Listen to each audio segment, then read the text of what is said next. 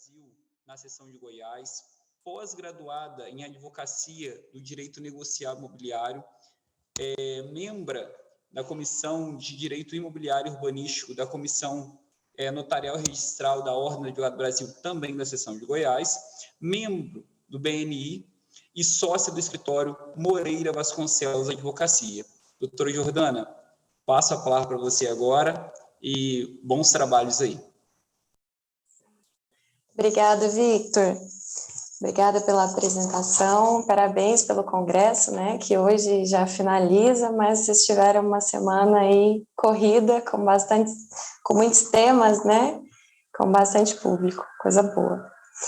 Bom, eu quero apresentar, né, os outros membros aqui, integrantes desse painel, começar pelo Dr. Luciano, meu grande amigo, advogado especialista em direito tributário e empresarial, com foco em CMS e TCD, bem como em soluções empresariais como elaboração de holding, estruturação empresarial e planejamento tributário sucessório, autor da obra 101 Dicas de Direito Empresarial, foi assessor de julgamentos pelo Conselho Administrativo Tributário de Goiás, empresário no ramo de educação jurídica, atendendo milhares de alunos em todo o Brasil e em 15 países do mundo.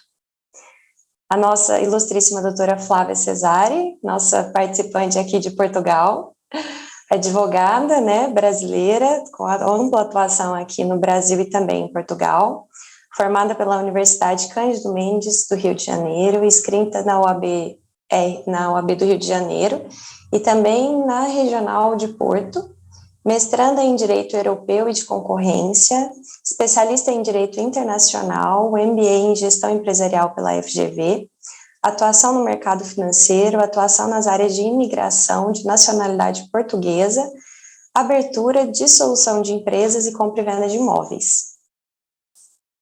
Então, agradeço aqui a presença de vocês, para mim é uma honra estar aqui hoje, né, participando desses debates com vocês. Bom, senhores, o nosso tema hoje, como o Victor já havia introduzido, a gente vai falar a respeito do direito contratual e dos mecanismos tributários para diminuição dos impostos na compra e venda de imóveis. Tá aí palavra que todo mundo gosta, né? Diminuição de impostos. E antes da gente entrar efetivamente nesse tema, é importante que a gente entenda qual é a importância dos imóveis para o Brasil. Aqui eu vou tratar primeiramente do Brasil, doutora Flávia. E a gente precisa entender também qual é a situação dos imóveis aqui no Brasil. Então, segundo a Associação Brasileira de Incorporadoras Imobiliárias, no último ano, no Brasil, nós tivemos mais de 146 mil novos imóveis vendidos no país. Isso significa que esses 146 mil novos imóveis são todos imóveis regulares. Isso por quê? Porque os imóveis regulares não é possível que a gente tenha esse parâmetro da comercialização deles, porque tratam-se de imóveis que, na grande maioria, não possuem registro. E eu ainda trouxe um estudo realizado pelo Ministério da Integração e do Desenvolvimento Regional, do ano de 2019, no qual ele fala que 50% dos imóveis no território nacional, 50% são irregulares. Dentre esses 50%, dentro desses 50%, a gente tem 60 milhões de imóveis sem escritura. E aí, quando a gente passa a tratar desse tema, é muito importante que a gente faça uma diferenciação entre posse e propriedade. E aí, vias práticas, para que a gente possa ilustrar aqui para os demais colegas, a posse é aquele imóvel em que eu não estou transmitindo documentação dele, é aquele famigerado contrato de gaveta, o contrato de posse.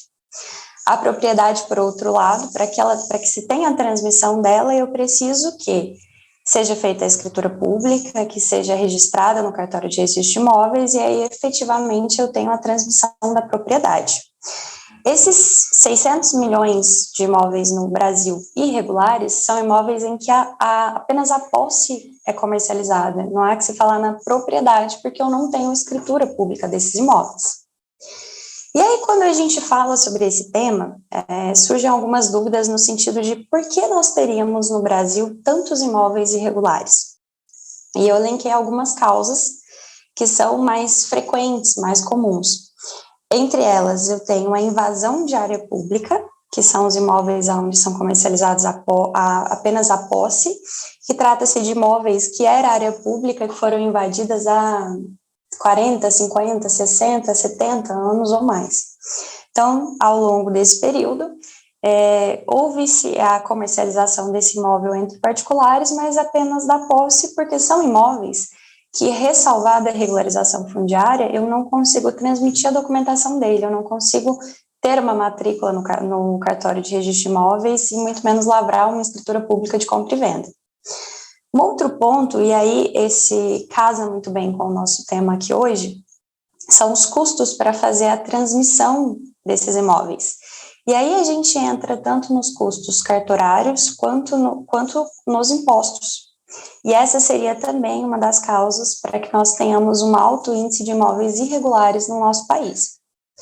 Além disso, nós temos também a aquisição de imóvel direto de loteadoras, construtoras, imobiliárias, e que ao longo do tempo não é feita alienação fiduciária, ou seja, esse imóvel ele não é alienado para o banco, não é feita a quitação junto com a loteadora, incorporadora, construtora. Isso significa que o particular ele continua pagando essas empresas ao longo do tempo para aquele imóvel. E o que aconteceu muito nos últimos anos? Imobiliárias, incorporadoras, loteadoras que deixaram de operar e esses imóveis nunca foi otorgada a escritura deles. E as pessoas estão aí residindo, né, na posse desses imóveis há anos sem ter efetiva documentação. Se nós fôssemos aqui trazer todos os mecanismos de aquisição de imóveis, a gente teria que ter mais horas aqui no nosso painel, que não é possível. Então, a gente, juntamente, eu, o doutor Luciano, a doutora Flávia, a gente separou 3 modalidades por entender que elas têm uma maior relevância no primeiro momento. Quais seriam essas formas de aquisição? A compra e venda direta na pessoa física. Então, quais são os critérios para essa compra e venda? De uma maneira bem simplificada. Seria o imóvel estar regular, ele não ter ônus na matrícula, então ser possível lavrar uma escritura pública, levar ela a registro, fazer o recolhimento dos impostos e aí estaria concretizada a transmissão da propriedade. Uma outra modalidade que nós elegemos também seria a doação, que é feito mediante escritura pública. No Brasil, os imóveis que a gente precisa fazer a escritura pública para doação seriam os imóveis acima de 40 mil, que está por volta de 30 salários mínimos vigentes hoje. Essa doação ela é feita de maneira gratuita e também existe a necessidade de recolhimento dos devidos impostos. O doutor Luciano vai tratar aí desse tema com maior clareza. E a outra modalidade de aquisição de imóveis que nós queremos trazer para vocês seria a aquisição de imóveis por pessoa jurídica.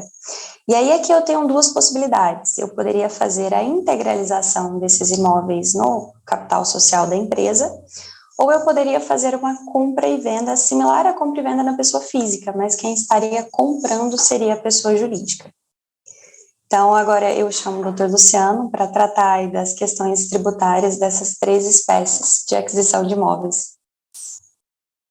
Obrigado, doutora Jordana, obrigado, doutora Flávia, doutor Vitor, todos os demais presentes, sejam todos bem-vindos a esse evento, inclusive, estendo aqui as minhas parabenizações, um evento de altíssimo nível, com pessoas fantásticas, conteúdos incríveis, que vem aí o Congresso de 2024, e, se possível, com a nossa presença, porque, com certeza, eu quero fazer parte ainda desse movimento incrível, muito bacana, muito bem organizado. Bom, vamos lá, vamos falar sobre direito tributário, né, que não é simples, nunca é fácil, sempre muito complexo. A gente tentou trazer para vocês aqui hoje discussões de maneira bastante prática, bastante objetiva, para que a gente consiga fugir um pouco dessa bagunça e desse caos tributário que a gente enfrenta. E, paralelo a tudo isso que a gente vai discutir aqui hoje, está correndo aí uma reforma tributária, um planejamento, projetos de lei de reformas tributárias, que nunca se sabe o que vai ser aprovado. Parte disso que a gente vai discutir aqui hoje está dentro da reforma tributária e parte não está. Então, tudo pode mudar ao longo de pouquíssimos meses ou alguns anos. Nós vamos trabalhar com o que a gente tem hoje, afinal de contas, desde 98, eu escuto dizer em reforma tributária, desde quando eu comecei a advogar na área tributária, a gente diz sobre reforma, e nós nunca tivemos nada de forma exatamente concreta. E falando sobre compra e venda de imóveis, né, na parte tributária, o que preocupa muitas pessoas, e como a doutora Jordana citou de maneira brilhante, é uma das maiores causas de irregularidade. As pessoas, elas geralmente não optam por ter imóveis irregulares, afinal de contas, nós vivemos num país em que a nossa legislação diz, se assevera, que o proprietário é aquele que tem registro. Até prova em contrário, o registro é a prova de propriedade de um bem imóvel. Então, é muito importante fazer esse registro. E o que tem impedido essa grande quantidade de pessoas? O que tem feito com que a gente tenha esses dados enormes que a doutora Jordana nos apresentou com relação à parte de não registro, a pessoa está à margem da lei, ela prefere estar numa situação informal do que devidamente formalizada. Um dos maiores culpados disso tudo, sem sombra de dúvida, são os custos. A gente está falando de custos não só tributários, mas custos cartorários altíssimos, que muitas vezes essas pessoas que são proprietárias desses imóveis, quiçá conseguem pagar as próprias despesas desses bens, tão pouco, então, pagar essas despesas. E vamos, então, trabalhar aqui hoje quais são os principais tributos, o que a gente leva em consideração a compra e venda de imóveis. Um imposto que a gente não consegue fugir de forma alguma, seja na pessoa física, na pessoa jurídica, é o ITBI, que é o Imposto de Transmissão Intervivos, é um imposto de titularidade municipal, então é sempre a cargo do município cobrar ITBI. É um imposto, a princípio, simples, mas que, na prática, a gente entende o quão complexo o nosso sistema pode ser e quantas discussões isso pode gerar. Daí a importância da gente, sempre que possível, ter um profissional, não só na área tributária, especialista para nos auxiliar nessas operações de compra e venda, mas também um profissional contabilista que faz toda a diferença nesse tipo de operações. Afinal de contas, a matemática ela é necessária, ela é muito importante. Então, já falando de ITBI, o ITBI ele é o imposto de compra e venda de imóveis de aquisição onerosa. Então, sempre que há uma compra e venda onerosa de um imóvel, o ITBI terá de ser recolhido. Seja em operações entre empresas, entre pessoas físicas, ninguém escapa desse tipo de imposto. Ele é sempre recolhido para o município no qual o imóvel está inserido, então isso também não tem fuga, temos sempre que recolher o ITBI dentro da cidade do imóvel. E aí começam as grandes discussões que nós temos e que aqui num congresso de juristas eu até diria que são grandes oportunidades de trabalho, ou grandes ofertas que a gente pode nos levar a atenção para trabalharmos. A primeira delas começa pelo princípio, a alíquota. É uma discussão enorme que nós temos. No Brasil hoje, o que a gente identifica na prática é que as alíquotas variam entre 2% a 6% do valor do imóvel. Então, a gente tem uma grande variação. Se a gente pega um imóvel de valor suntuoso, essa diferença percentual de 4%, ela impacta de uma maneira bastante rígida na quantidade de impostos em que a gente vai recolher. E a primeira discussão que nós temos relativamente ao ITBI é justamente com relação à alíquota. Existem diversas ações judiciais hoje que estão provocando tribunais superiores justamente para entender a constitucionalidade dessa nossa alíquota de 2%. Ela é constitucional? É possível que os tribunais possam cobrar alíquotas de 6%? Os municípios podem instituir uma alíquota de TBI de 3%, como é o caso de São Paulo, Rio de Janeiro? Muitos juristas na área tributária entendem que não, existem diversas limitações para isso, estão pedindo valores pagos indevidamente ao seu entendimento de volta. Então, essa é uma grande oportunidade, né, que a gente pode levar para os contribuintes, proprietários de imóveis, de redução de alíquota de ITBI. Se o teu município está cobrando 4%, 5%, 6%, é possível ingressar no Poder Judiciário para discutirmos essa alíquota e buscarmos uma redução nesse sentido. Outra questão muito emblemática que foi decidida pelos tribunais superiores foi justamente a parte de quando pagar o ITBI. A doutora Jordana, que é uma grande especialista na área imobiliária, ela vive e respira cartórios todos os dias, então ela sabe como é o procedimento, como é que tudo funciona, e a verdade é, o cartório não registra sem pagamento de ITBI.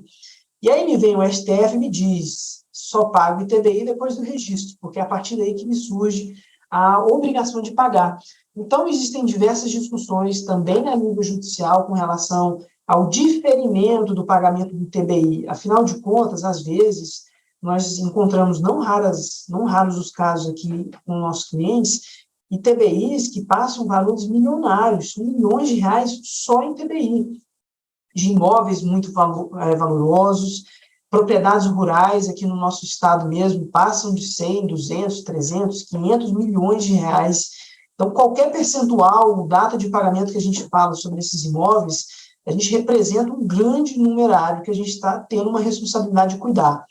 Então, uma grande discussão que tem sobre o TBI é quando pagar, e não só em grandes operações, mas em pequenas também.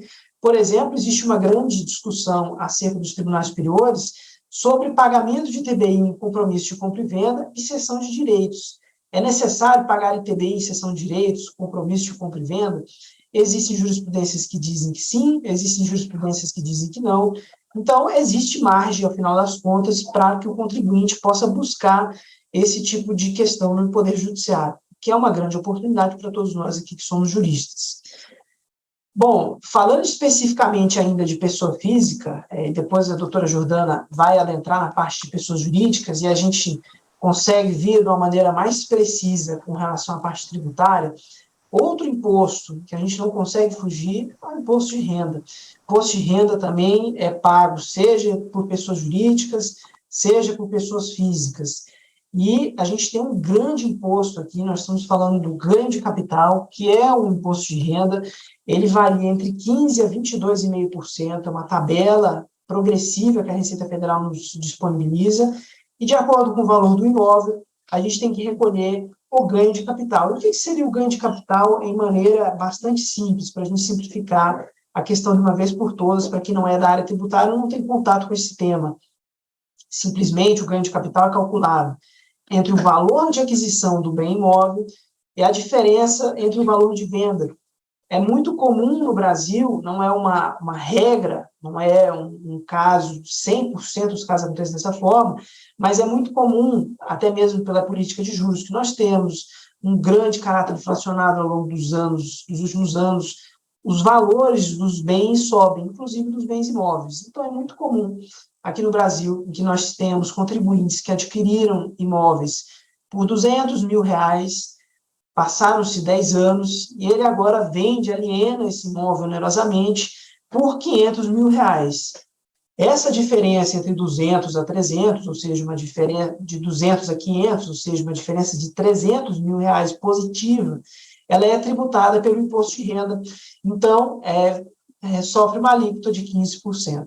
Assim como nas pessoas jurídicas, a doutora Jordana vai falar agora mesmo sobre pessoas jurídicas, e também nas pessoas jurídicas nós temos a questão do ganho de capital somada a outros tributos que nós vamos analisar e entender se é viável a gente seguir pelo caminho da pessoa física, pessoa jurídica, doação, compra onerosa, são vários institutos matemáticos que precisam ser feitos. E agora a doutora Jordana vai seguir com explanações com relação à parte empresarial e depois a gente arremata toda essa parte tributária. A palavra, doutora Jordana. Na verdade, doutora, agora a gente vai ouvir um pouquinho sobre a realidade de Portugal, né, doutora Flávia? A gente já trouxemos aqui bastante sobre o Brasil, a gente queria ouvir um pouquinho o que a senhora tem para compartilhar com a gente sobre a realidade que vocês vivem aí. Sim, vocês me escutam bem? Boa tarde a todos aí no Brasil. Então, já boa noite, nós estamos a 4 horas de fuso com o Brasil, tá? E eu ouvi o doutor Luciano falar, recentemente eu vendi um imóvel no Brasil e comprei um em Portugal, adquiri um aqui. O Brasil é uma mãe. O Brasil é uma mãe tributária. Os impostos do Brasil são infinitamente menores que os de Portugal. Mas aqui em Portugal tem uma situação muito interessante, que eu gosto de enfatizar, que é o seguinte, a que se destina o imóvel? É importante você entender se o imóvel se destina para a pessoa morar, que se chama habitação própria e permanente, ou para ela simplesmente dispor dele para aluguel, para Airbnb, né, que é o alojamento local. Ela vai ter uma tributação diferente na compra e venda, inclusive, se você for financiar os juros, também serão diferentes, tá? Então, assim, essa realidade, você pensa, assim, que a Europa, de uma maneira geral, quer proteger o cidadão, ele que mora aqui. não só cidadão europeu, residente na Europa. Esse é o objetivo da Europa. É a minha especialização em direito europeu, então eu vou puxar um pouquinho aí para a questão do direito europeu. Os direitos do cidadão são respeitados, não do especulador, digamos assim. Então, a Europa vai entender como se aquela habitação permanente própria da pessoa, ela tem que ser menos tributada. Por quê? Porque a pessoa vai morar ali. Inclusive no lucro imobiliário, que no Brasil chamamos de lucro imobiliário, mas aqui tem outro nome, chama-se mais-valia. E a mais-valia aqui é tributada, vocês vão levar um susto, em 50% o Estado é seu sócio no imóvel, tudo que valoriza o Estado leva para si, tá? Mas se ela for própria e permanente e você vender e comprar outra própria e permanente, você não paga, tá? Então, isso é muito importante também, né? Você tem até 3 anos para adquirir aqui em Portugal outra habitação própria permanente. Então, vamos aos impostos. Então, eu já dei aí uma palhinha do que aqui em Portugal é muito importante, você vê a que se destina o imóvel, né? Eu tenho 10 imóveis, então eu vou ter um própria permanente e 9 secundários. Então, obviamente, quando eu for negociar esses secundários, a alíquota dos impostos vão ser maiores, tá? E tem uma outra situação que, quando a gente tratar de doação, vocês vão entender, não só a que se destina o imóvel, mas para quem que ele vai na hora que você doa, para quem que ele vai na hora que você transmite. E aí eu acho que Portugal passa o Brasil, porque se for para herdeiro necessário aqui em Portugal, não há impostos de transmissão. O único imposto que vai, na realidade, recair sobre aquele imóvel é a mais-valia. Então, vamos pensar assim, né? Meu pai deixou para mim um apartamento, para mim e para minha irmã, né? Nós temos um apartamento que vale 100 mil euros, ele faleceu, ficou para nós duas. Nós duas alugamos, nós duas ficamos com um apartamento, né? Um belo dia a gente resolve se desfazer do apartamento. Então, o apartamento foi de 100 mil euros para a gente por zero, tá? Mas na hora que a gente vender, aí sim, aí a mais-valia entra, tá? No imóvel. Então, só nesse momento que o Estado vai e recolhe o imposto daquele imóvel, tá bom? E se eu resolver morar, pagar metade para minha irmã, e aí que vai pagar metade do valor da mais-valia, e não eu, que fiquei com o imóvel, tá? Para habitação própria permanente, digamos assim. Então, eu acho que, né, tracei um pouquinho que são os 2 institutos principais, né? A que se destina o imóvel e para quem que ele vai, tá? Então, vamos falar agora do nome dos impostos. Não vão variar muito do nome do Brasil, e ITBI é que chama IMT, que é o Imposto Municipal de Transmissão, tá? E o IMT aqui, ele diferente do Brasil, ele vai ser escalonado, tá? Então, até 92 mil euros, a pessoa está isenta de IMT. E, a partir daí, a gente pode falar em algumas alíquotas, eu vou passando aqui, preciso de cola, obviamente, que eu não consegui decorar ainda, porque são muitas, tá? De 126 mil euros a 172 mil euros, né? Não, de 92, né? Até 92 ele é isento. De 92 a 126 mil, 2%. Seria o do Brasil, tá? Mas dali para frente, aí, o céu é o limite, até chegar a 6%. Então, vamos lá. 126 a 172, 5%. 172 mil a 187 mil euros, 7%. 287 mil euros a 574 mil euros, aí eu já estou falando do imóvel de mais até meio milhão de euros, né? 8%, e mais de meio milhão, aí sim ele tem uma taxa única de 6%. Entendeu? Então, aí uns 500 mil, às vezes vai valer mais a pena você comprar um imóvel de 580 do que um de 570, porque o seu IMT vai ser mais alto no 570 do que no de 580. E ele vai variar 2% do valor do imóvel, tá? Então, esse é o IMT. Um outro imposto, muito importante também, é o imposto de selo. O imposto antigo aqui em Portugal, ele é baixo. Ele é um imposto de 0,8%, tá? 0,8% é sobre o valor definido na escritura.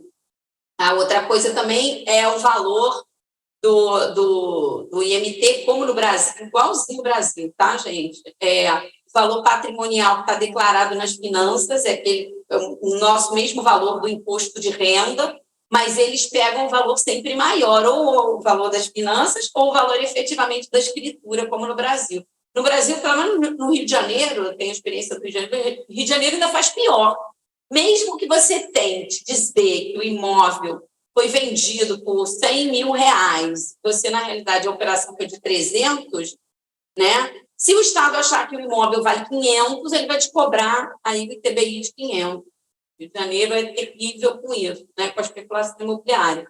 Aqui em Portugal, não. Ele vai respeitar o valor de escritura ou o valor da caderneta predial. O valor da escritura for inferior ao valor da caderneta predial. A caderneta predial é o nosso IPTU aqui em Portugal, tá? Então, aqui em Portugal é um pouquinho diferente do Brasil. O Brasil é uma unidade federativa, né? E a gente, não. Aqui o Estado domina todos os impostos e faz os repasses, tá? Então, vai tudo para o Estado português, inicialmente. Você paga todos os seus impostos no site da Receita Federal daqui, que chama-se Finanças. Todos os impostos, carro, de compra e venda de imóveis, tudo você paga ali. Na realidade, a compra e venda de imóveis é gerada pelo cartório, antes da escritura. Então, você já vai para a escritura sabendo quanto é que você vai pagar. Mas no Brasil, você faz pagamento antes, né? Aqui não, você paga na hora. Até o último minuto, a sua venda pode não sair.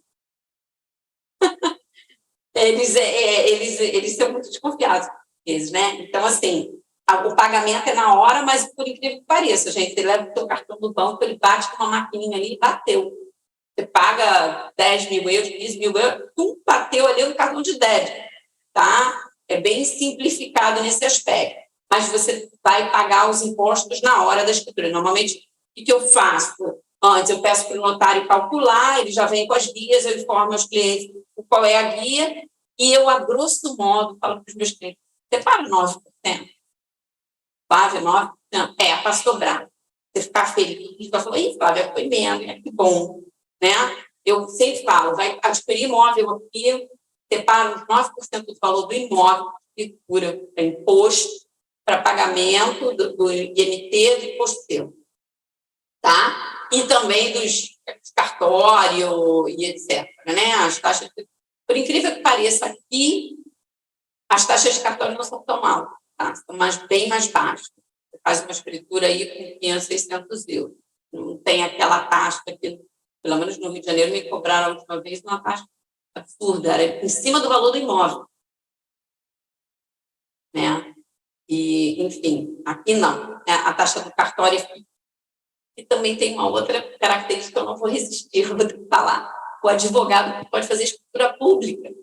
Como a doutora Flávia, um advogado faz escritura pública assim, um advogado aqui, ele tem mais poderes do que o advogado do Brasil, a gente faz reconhecimento de assinatura, a gente faz cópia autenticada, a gente faz escritura, compra e venda de imóveis, carro, a abertura de empresa. Então, eu brinco com o meu computador aqui com a assinatura digital, ele é a junta comercial, ele é o Detran e ele é o cartório no Brasil. Com isso aqui, eu posso fazer muitas coisas, tá? Basta ter... Doutora, agora eu fiquei curiosa. Agora eu não resisti. Então, mas aí vocês lavram a escritura e depois só leva para registro? É a senhora mesmo quem lavra? O que a gente faz? A gente deposita é tudo eletrônico, tá, gente? Tudo eletrônico. Ela vai para predial, para conservatória predial direto. Não acredito. Com as guias dos impostos. Olha só que facilidade. Quando você paga o imposto naquela hora, o Estado já sabe, tá?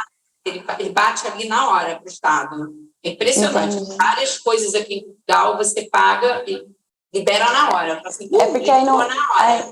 no caso, em comparação com o Brasil, vocês não teriam a parte que a gente faz no cartório de notas. Vocês já vai direto para registro. Eu posso. Eu não. Ah, entendi.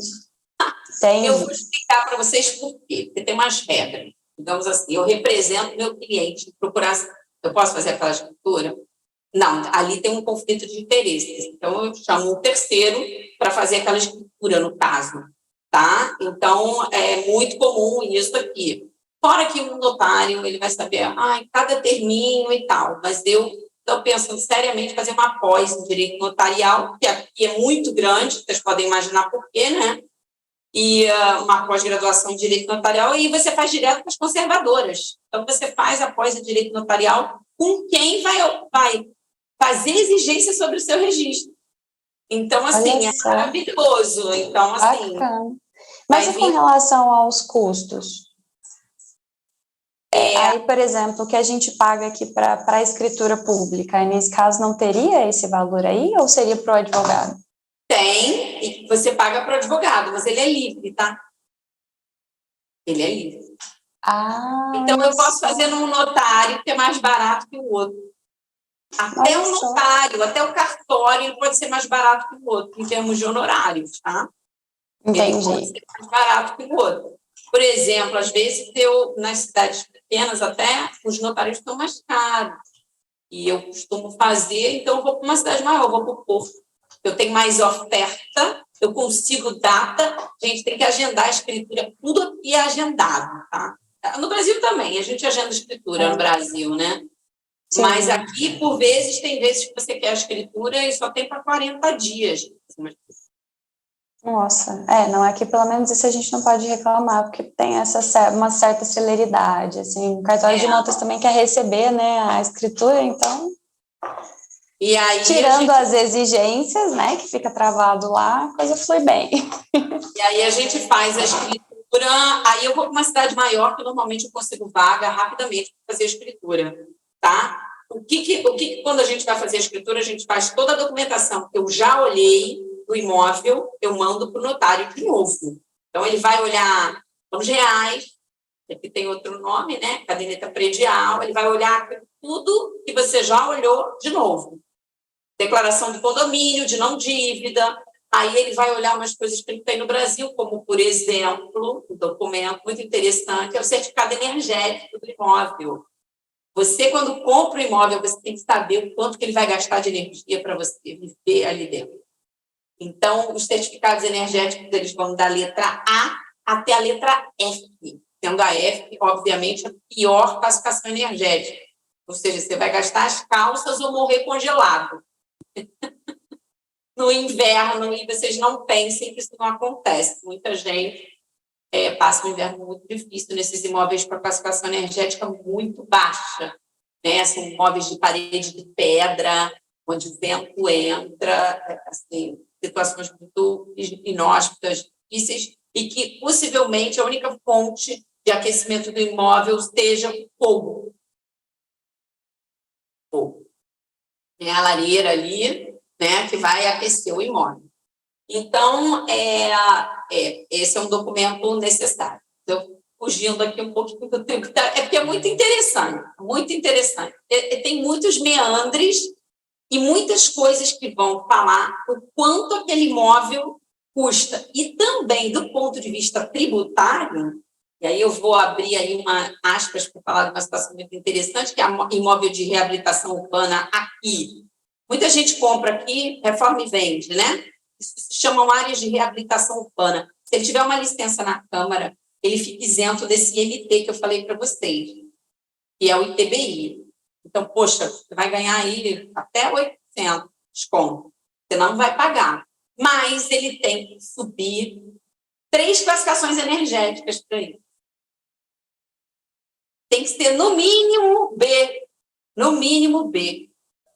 Então, mas, assim, como é que eles fariam essa classificação energética é um laudo feito por empresas. Normalmente, as empresas de energia fazem esse laudo e você paga por ele. Custa, em média, 250 a 300 euros. Depende da metragem do imóvel. Uhum. A empresa de energia vai na tua casa, vão 2 engenheiros, na verdade. Eles olham janela, porta, olham se tem ar-condicionado, se não tem, né? Aquele ar quente frio. Aqui usa muito dual split, né? E para eles aqui é bem econômico. Se o aquecimento é feito a gás, se o aquecimento é feito... se a janela tem dupla vedação, ou seja, uma janela que veda som e troca de ar com o ambiente. A parede, o prédio tem uma coisa que aqui chamam de capoto. Capoto nada mais é, eles descascam o prédio inteiro e botam um isolamento de isopor para que o prédio não faça muita troca de calor com o meio ambiente. Então, o prédio tem capoto, tudo isso ele vai contando. O laudo tem para aí umas 15 páginas, ele é todo fotografado, ele é todo justificado, os engenheiros dão ali, naquele momento, a classificação energética. Esse laudo dura 10 anos, tá?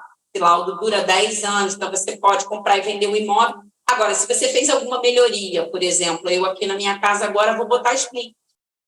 O meu laudo está dizendo que meu apartamento é D. Se eu chamar o engenheiro depois que eu botar split aqui, possivelmente eu vou para um C, ou seja, o meu apartamento valorizou. Para mim é interessante fazer esse laudo novamente, tá? E também, do ponto de vista tributário, por isso é tão importante. Em algumas isenções tributárias, a classificação energética também vai fazer diferença. A Europa se preocupa com o cidadão e com o meio ambiente. Vocês têm que ter em mente. Até na compra e venda de imóvel. Olha só, doutora, coisas que é muito fora da nossa realidade, né? São temas, assim, que quando a gente pega o percentual de imóveis irregulares no Brasil, é muito distante a gente pensar nessa preocupação do Estado para com o meio ambiente na compra e venda de imóveis, né? Claro que na nossa realidade aqui o que entraria essa preocupação com o meio ambiente seriam as áreas de desmatamento, reserva legal, mas nessa questão energética nada que eu consiga me aqui aqui agora, nesse momento.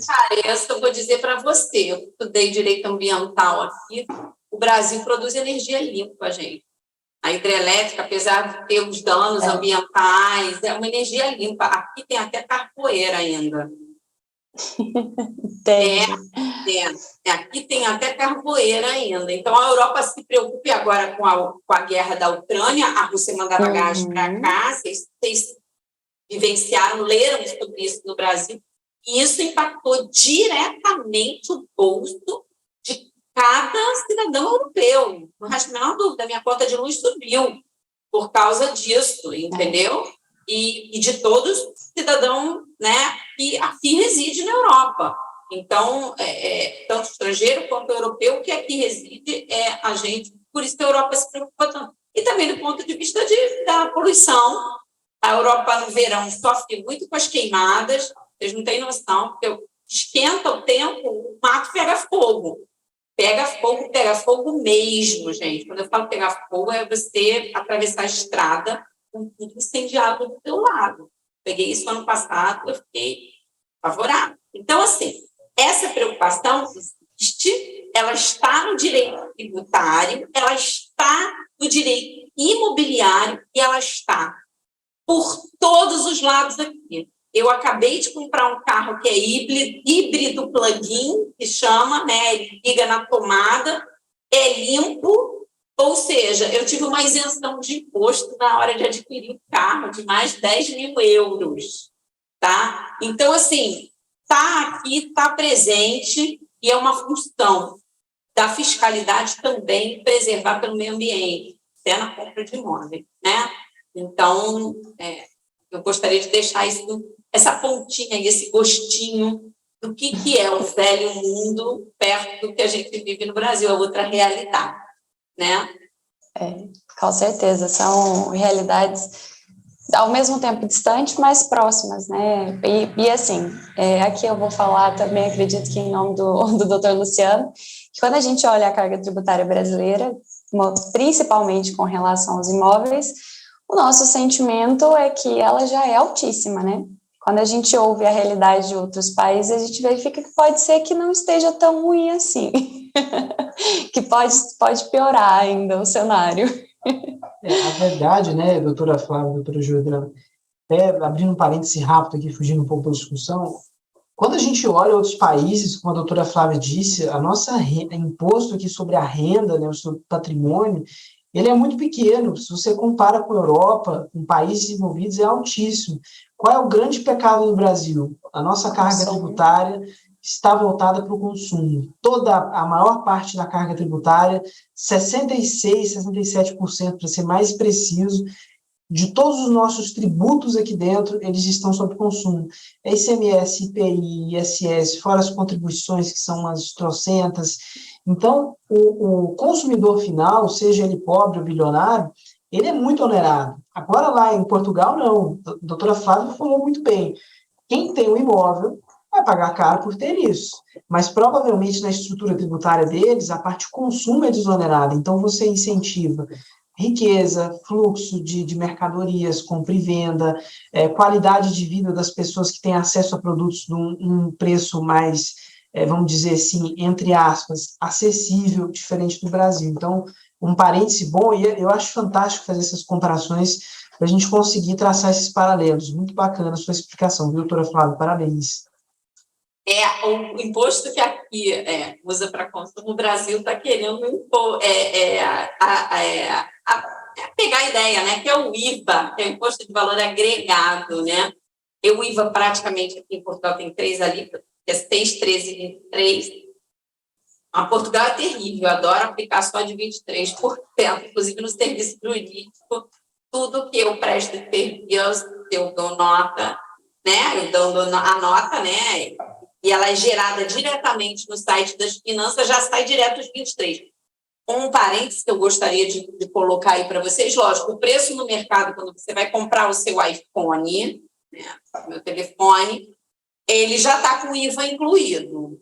Agora, quando você vai adquirir um serviço, o IVA normalmente não está incluído. Então, se eu falo para você, eu vou te cobrar 600 euros de escritura, 600 já joga 23%. Então, é 600 mais 123, entendeu? Porque o IVA de serviço, ele é calculado fora. A pessoa dá o preço sem o IVA. É muito comum isso. Para pintar a tua casa, para qualquer situação, né, onde você presta serviço, normalmente o preço vem sem o IVA. Mas no produto, o preço tem IVA. Tá? No restaurante também, você vai olhar o menu, já está com IVA incluído, não precisa se preocupar, pode tomar o seu vinho calmo e tranquilo, está pagando aquilo ali que está no menu. E aí, com relação a essa questão dos impostos também, nós preparamos uma planilha só para poder exemplificar quais seriam os custos na aquisição de um imóvel hoje no cenário brasileiro, né? Dessas 3 modalidades que nós falamos.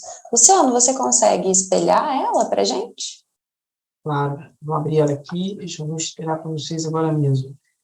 Mas é uma planilha maravilhosa, assim, muito bem realizada, que vocês entendem um pouco da nossa grande complexidade, né, dentro da parte tributária. Então, nós temos desde os impostos que nós falamos aqui para a pessoa física, ou seja, na compra, né, que é o ITBI, aqui no caso simulado um ITBI de 3%, até a questão da doação, porque aqui no Brasil eu posso tanto transferir o imóvel onerosamente para um herdeiro meu, ele comprar o meu imóvel, como também eu posso doar.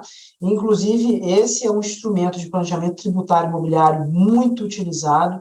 Nós ainda temos uma carga tributária brasileira relativamente baixa, comparada a outros países como Portugal, na questão da morte, do falecimento, é um imposto que varia de 12% a 8%. Existem projetos de lei aqui nossos já para alterar isso para pelo menos 20% a 25%, que é o patamar usualmente praticado pela Europa, mas ainda assim existem estruturas muito bacanas da gente fazer planejamento sucessório, dentro de 100% da legalidade do que o Brasil nos permite na nossa legislação tributária, porque, veja bem, a gente está falando aqui sobre impostos, e aqui estão considerados, inclusive, impostos em empresas. Quando a gente faz a venda do imóvel, a gente vai recolher na empresa não só imposto de renda pessoa jurídica no ganho de capital, mas também o imposto de renda de ganho de capital, mas também o imposto de renda pessoa jurídica e a contribuição social do lucro líquido e a PIS e a COFINS. São tributos extremamente pesados. Então, quando a gente compara a compra por uma empresa a venda de uma pessoa física e a venda de uma pessoa jurídica, muitas vezes aqui numa empresa a gente vai ter um aumento. Mas tem vários cenários, e aqui é tudo muito casuístico. A gente trouxe esses casos para vocês, várias simulações distintas, né? Mas a verdade é que é tudo muito casuístico. Por quê? Porque se a gente vai analisar a compra de uma empresa, a aquisição de um bem imóvel, muitas vezes a gente tem uma imunidade tributária. Eu tenho uma não incidência de ITBI, por exemplo, na integralização do capital social de uma empresa. E será que isso não vale a pena não pagar o ITBI e eu manter isso dentro da minha empresa, ainda que eu vá vender isso depois? É conta matemática. Então, é muito de entender o que o cliente, o que o contribuinte está buscando, quais são os cenários, as perspectivas futuras dele, como é que a gente pode auxiliá-lo para dentro desse emaranhado gigantesco que a gente tem dentro da parte tributária, para que ele pague menos impostos. O planejamento sucessório é um deles. Quando eu vou doar o imóvel, eu necessariamente tenho que recolher o ITCD dentro do estado em que esse imóvel está. No nosso caso aqui de Goiás, é de 2% a 8%. São Paulo é 4% sobre o valor de avaliação do bem. Se eu levo isso para estados que têm alíquotas menores, como que eu faço isso? Por meio da integralização do capital social de uma empresa. A empresa pode estar sediada em qualquer lugar do Brasil, inclusive o domicílio tributário do doador. E eu consigo diminuir essa carga tributária dentro da legalidade, trazer um menor custo, imunidade de TBI, uma série de outros benefícios que podem ser muito vantajosos. E aqui eu quero só fazer um adendo de uma questão que eu recebo recorrentemente aqui no escritório. E sempre trazendo em voga essa questão tributária, eu sempre repasso isso para os clientes. Quando a gente apresenta uma planilha, conforme essa que o Dr. Luciano trouxe aqui para nós, para mostrar para o cliente as opções que ele tem, né, de como a gente poderia fazer a entrada desse patrimônio e, ao mesmo tempo, se preocupar com a saída dele. E alguns clientes, na grande maioria, me fazem o seguinte questionamento: mas a gente passa a escritura, o imóvel vale 1 milhão, a gente passa uma escritura pública por 300 mil, doutora, que aí nós vamos recolher o ITBI sobre 300 mil. Mas esse cliente não se preocupa que ele vai vender esse imóvel depois. E aí, né, no momento da venda, que ele não vai querer passar a escritura por 300 mil. E aí é onde ele começa a ter os problemas tributários aí, principalmente na pessoa física, né, na questão do imposto de renda, no ganho de capital. Mas essa conscientização é muito complicado, porque as pessoas, elas vinham, né, ao longo dos anos na compra de posse. Então, na compra de posse, você não precisa se preocupar com o imposto, você não precisa se preocupar com a escritura. Mas quando você começa a fazer essa compra de imóvel regular, e principalmente quando comercializado imóveis, como, por exemplo, no nosso exemplo aqui, que foi 7 milhões e 700, então, assim, tem que se ter uma preocupação e um planejamento para que isso não possa, lá no futuro, te onerar ainda mais, né? E aí, diminuir, inclusive, o seu lucro naquela venda. E lucro trazia até prejuízo, né, doutora Jordana? Porque, dependendo do caso, muitas pessoas, elas não fazem essas contas. Elas ou fazem, agora é a moda da holding, né? Todo mundo quer fazer holding. Acha que a holding é muito simples, vocês constrói uma empresa, ela tem o KNAI Holding, pronto, é holding.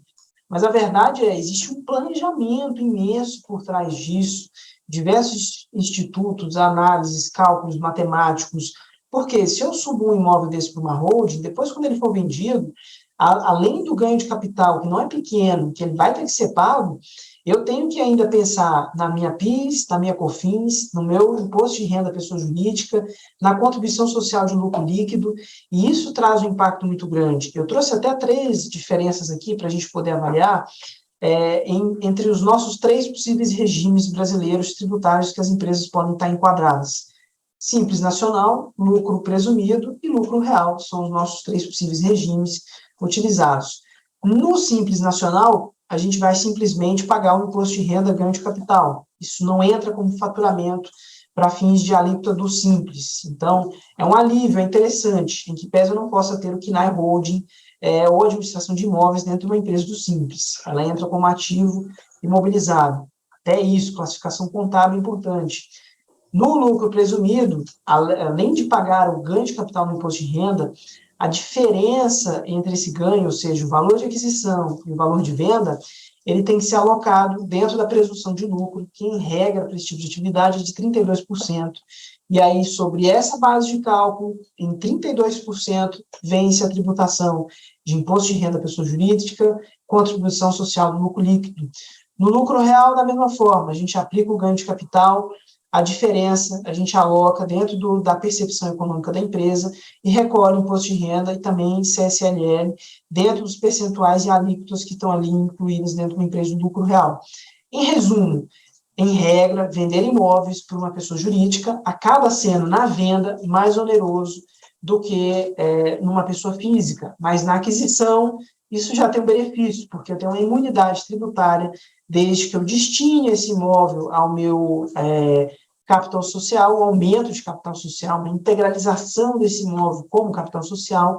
Em regra, eu tenho uma imunidade TBI, que está sendo amplamente discutida, inclusive, afinal de contas, o tributário, pelo menos no brasileiro, não sei no português, né, doutora Flávia, aqui o tributarista nunca tem certeza de nada, a gente sempre tem que achar, porque aquele que tem certeza provavelmente está errado, e ainda que nós tenhamos um texto constitucional que nos permite essa imunidade, discute-se muito sobre o Poder Judiciário acerca dessa questão. Um exemplo é o tema 796, discutido pelo Supremo Tribunal Federal, que entende que a alocação de bens imóveis em empresas para fins de reserva de capital, sim, tem que ser tributados pelo ITBI.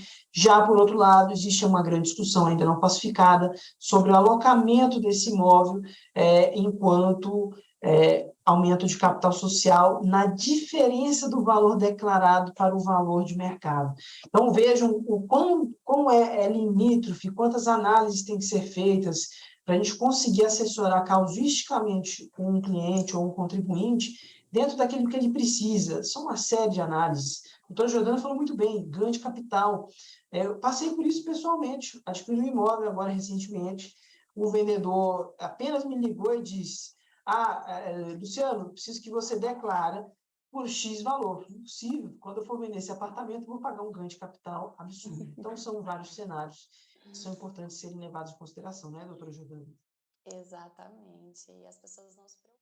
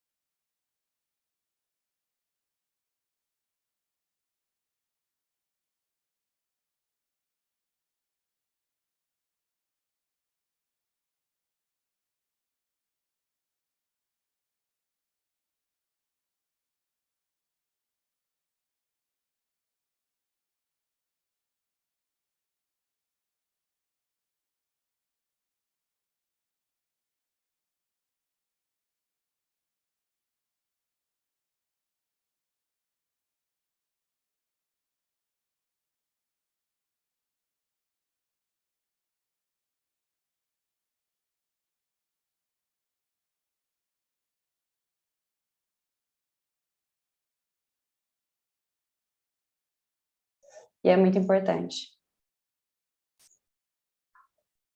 Então, eu agradeço e eu devolvo a Obrigado, palavra, doutora Vitor. Jordana, obrigado, doutor Luciano, obrigado, doutora Flávia. Muito bacana as considerações e feliz de saber que Portugal é tão diferente do Brasil e, assim, ruim, bom, depende do ponto de vista, né? E ano que vem espero encontrar vocês mais uma vez aqui no Congresso Luso Brasil. Foi um prazer, gente. Fiquei triste com os impostos lá em Portugal. É ruim para o contribuinte. Preocupam com isso, né? E depois, no momento da venda, levam um susto. Senhores, eu gostaria de agradecer. Nosso tempo já está aqui praticamente esgotado. O Victor já está bravo aqui comigo, falando que eu preciso encerrar. Gostaria de agradecer a presença de todos. Foi um prazer estar aqui. Adorei o nosso debate. Espero que ano que vem nós possamos estar juntos novamente, possamos discutir ainda mais, né, essa integração internacional. Acho que enriquece